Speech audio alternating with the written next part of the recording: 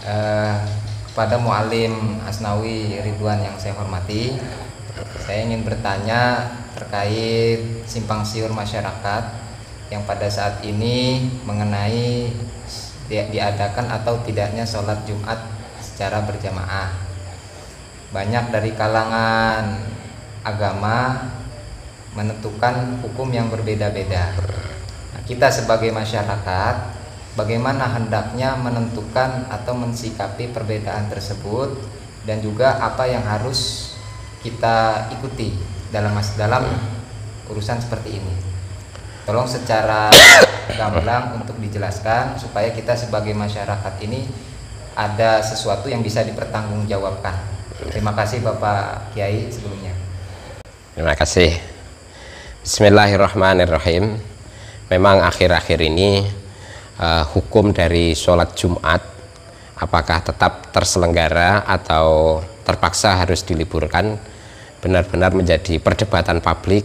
Ada yang ngotot harus tetap diselenggarakan, ada yang bersikap moderat, realistis, diliburkan dulu untuk sementara waktu, dan muslimin diharapkan menggantinya dengan sholat zuhur di rumah masing-masing.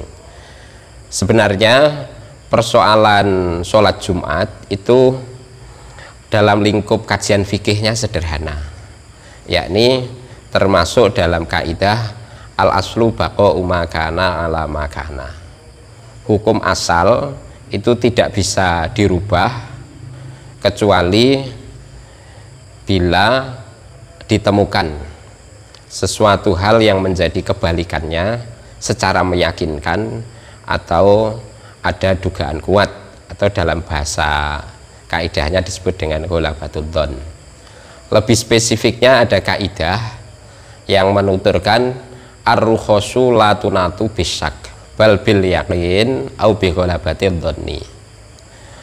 Keringanan-keringanan dalam hukum agama itu tidak bisa dikaitkan dengan hanya bersandar pada keraguan, melainkan harus ada hal-hal yang jelas menjadi penyebab untuk mendapatkan keringanan secara meyakinkan atau dengan dugaan kuat.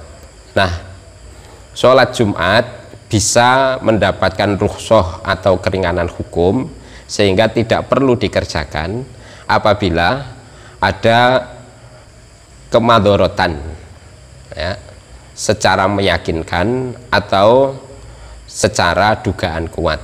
Nah, menyebarnya virus corona itu sesuatu yang sangat madorot atau sangat berbahaya.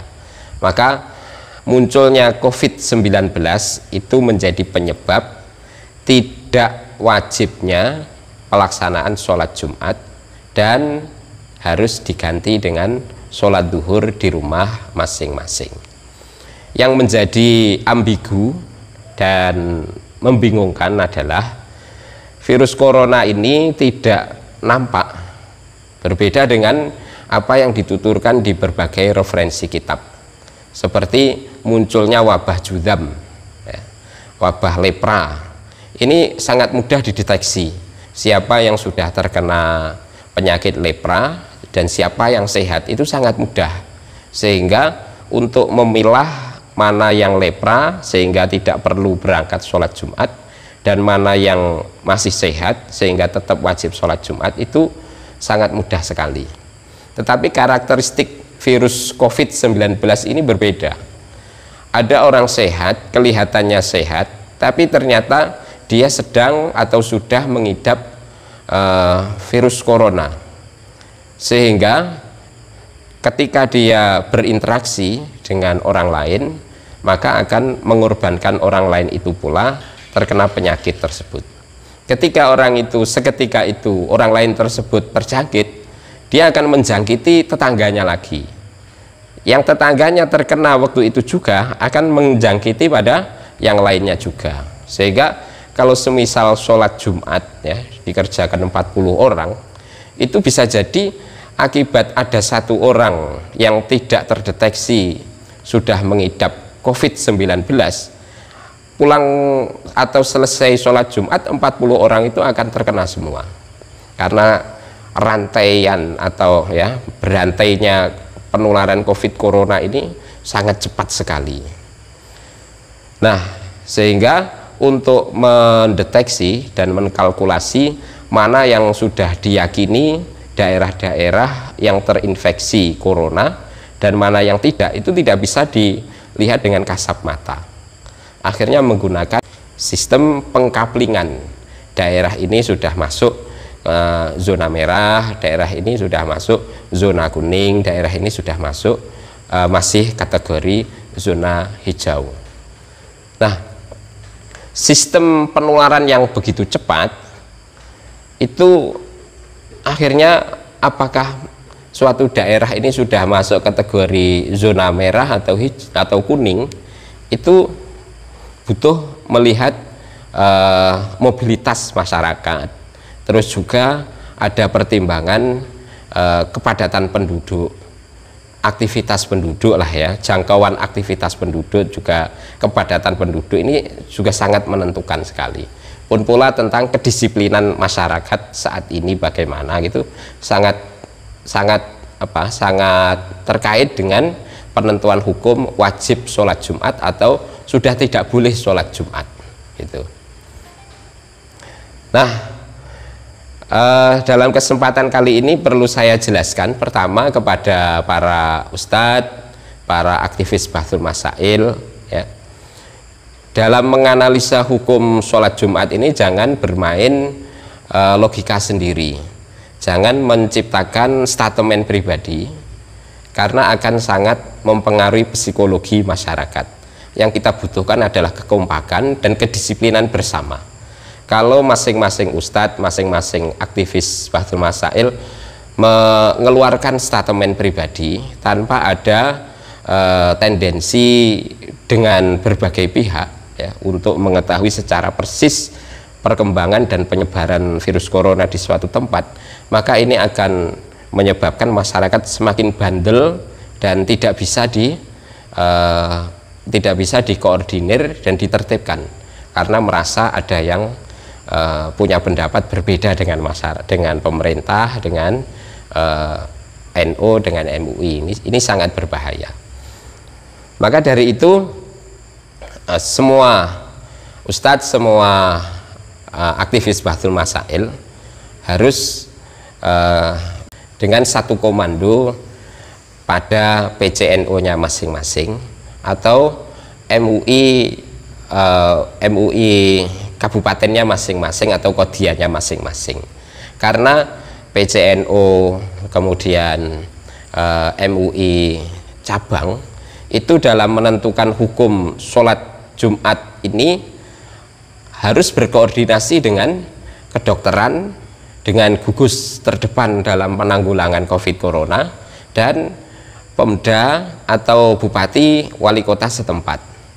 Karena dari narasumber kedokteran dan bupati wali kota setempat itulah akhirnya bisa menakar bahwa daerah ini sudah masuk kategori yakin membahayakannya penyebaran virus corona, atau sudah masuk kategori dugaan kuat, atau masih hanya sekedar keraguan dan kebimbangan. Jadi sekali lagi, untuk menentukan apakah sudah masuk kategori keraguan, kebimbangan, atau masuk kategori dugaan kuat, keyakinan, itu harus melibatkan beberapa pihak sebagai bahan kajian, bahan kajian gitu. Pun pula dalam kategori darurat ini ya harus mendengarkan penilaian tim dokter ya. Sebab jangan berpikir egois, saya itu tidak takut dengan corona, saya tidak takut mati, maka saya siap berangkat mengerjakan sholat Jumat berkumpul bersama muslimin yang lain. Nah, perlu saya jelaskan bahwa makom tajarud itu sangat jarang orang yang menguasai ya. Semua orang, mayoritas 95% makomnya atau derajatnya itu makom kasep, usaha. Tidak kuat orang kalau sakit tidak berobat, itu tidak ada yang kuat, jarang sekali. Semua orang kalau sakit pasti ingin berobat. Nah, kemampuan tenaga medis kita dalam mengobati virus corona ini masih minim. Tenaga medis yang mau dan siap untuk menangani pasien virus COVID-19 itu sangat jarang karena butuh keahlian khusus, kemudian kehati-hatian yang prima, kemudian juga alat medis yang tidak murah dan pengorbanan yang luar biasa. Maka dari itu bila suatu daerah yang sakit ada 100 saja, saya sudah tidak bisa membayangkan tenaga medisnya itu masih mampu apa enggak untuk merawat mereka. Berbeda sekali dengan penyakit yang lain. Penyakit lain itu kalau sakit di rumah sakit bisa ditunggui oleh keluarganya, sehingga tenaga medis baik dokter maupun bidan itu hanya sifatnya menengok dan membantu.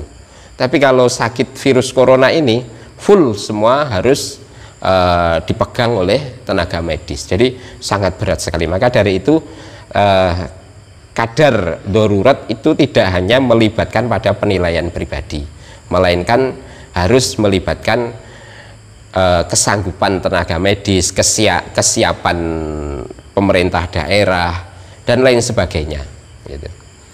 Nah, dari kajian-kajian itulah akhirnya hukum sholat Jumat itu bisa ditentukan dengan matang dan jelas gitu, dan jelas ya. Nah, demikian yang saya harapkan. Jadi tiap daerah PCNO maupun MUI cabang silahkan berkoordinasi dengan pemerintahan setempat, dengan gugus terdepan setempat dalam penanggulangan COVID Corona ini, sehingga bisa menentukan hukum untuk daerahnya masing-masing. Kemudian selain PCNO, para asatid, para aktivis Bahdul Masail harus menahan diri, jangan mengeluarkan statement yang kontraproduktif, sehingga ketertiban dan kedisiplinan masyarakat bisa terwujud bersama. Kemudian yang terakhir, saya mohon kepada pemerintah di dalam hal ini untuk melangkah dengan segala kebijakannya, tolonglah ajak ulama,